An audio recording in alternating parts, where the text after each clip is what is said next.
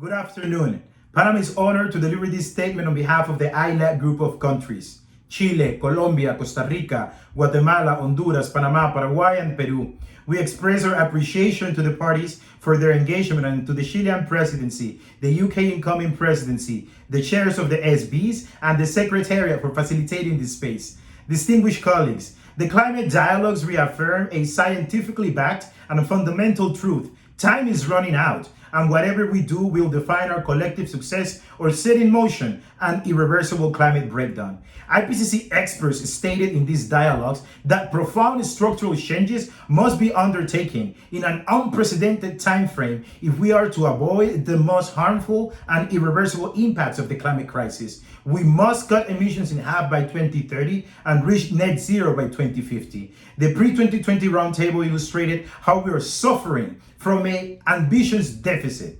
Pre-2020 commitments, despite showing some progress, are unequivocally insufficient and inadequate. Revised NDCs cannot repeat the same mistake of just setting and fulfilling commitments that ultimately do not deliver a pathway to 1.5 degrees Celsius. The best available science tells us that as temperatures continue to rise, the capacity of human and ecological systems to adapt to the adverse impacts of the climate crisis will continue to decrease and reach its own limits. We are already experiencing limits to adaptation, which only translates into loss and damage. Even if we hold global temperature rise to 1.5 degrees Celsius without overshoot, many impacts on ecosystems and human societies will already be irreversible. Last month, Eta and Iota, two devastating Category 4 and Category 5 hurricanes, made landfall in Central America with only 15 days apart. They left at least 200 confirmed deaths, as many missing, and hundreds of millions of dollars in productivity losses and infrastructural damage.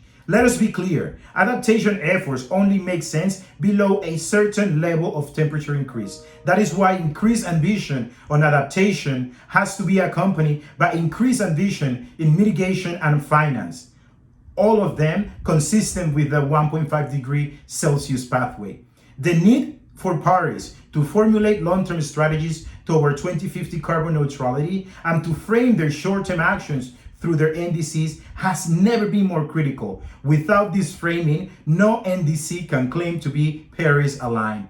We are concerned about the failure in attaining the $100 billion finance goal and its continuous implementation in the next 5 years. For AILAC, financial instruments that only increase the level of indebtedness of developing countries must be considered under a more ethical lens for the upcoming negotiations of a new collective goal on finance. As it was mentioned by the Executive Secretary to the Convention during a finance meeting of these dialogues, climate finance is not a matter of charity. It is a responsibility.